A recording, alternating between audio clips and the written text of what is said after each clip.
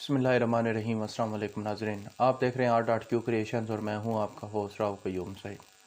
नाज़रीन, chairman PTI ने कहा है कि बजट देखकर लगता है कि मौजूदा हुकूमत एक डेढ़ माह की मेहमान है।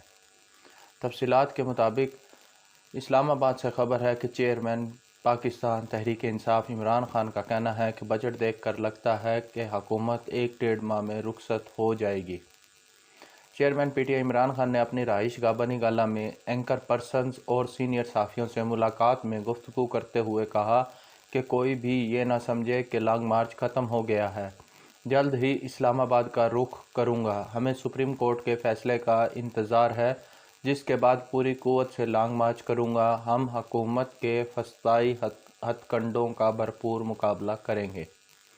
उन्होंने कहा कि जब तक हमें आम इंतखाबात की तारीख नहीं मिल जाती, हमारी जिद्दोजहद जारी रहेगी।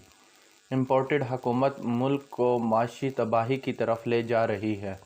जुलाई से कमर तोड़ महंगाई का गरीब अवाम सामना कैसे करेंगे?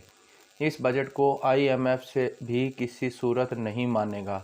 आलमी इदारों को भी मौजूदा हुकूमत की नाअहली का यकीन है। इमरान खान ने कहा कि IMF और दीगर ममालिक को यकीन है अवाम इस हुकूमत के साथ नहीं है, इसी वजह से वो मदद नहीं कर रहे।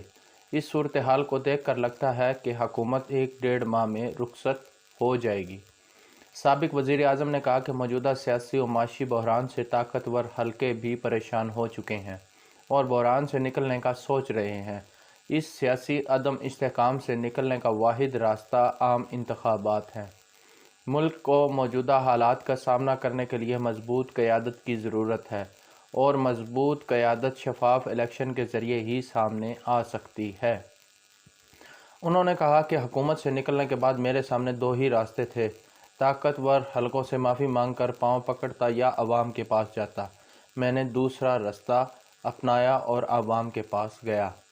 इमरान खान ने कहा कि इलेक्शन कमीशन के साथ दीगर इदारों में भी अहम तैनातियाँ की जा रही हैं। पंजाब पुलिस में भी बड़े पैमाने पर तबादले हो रहे हैं। अहम तैनातियों, तकर्रो तबादलों का वाहिद मकसद इलेक्शन चोरी की तैयारी है। उन्होंने कहा कि हमें मामलात का अंदाज़ा है और मुकाबला करने के लिए पूरी तरह तैयार हैं। तो नाज़रीन, ये थी चेयरमैन PTI इमरान खान की गुफ्तगू। उम्मीद है आपको पसंद आई होगी। Thank you. अल्लाह हाफिज़।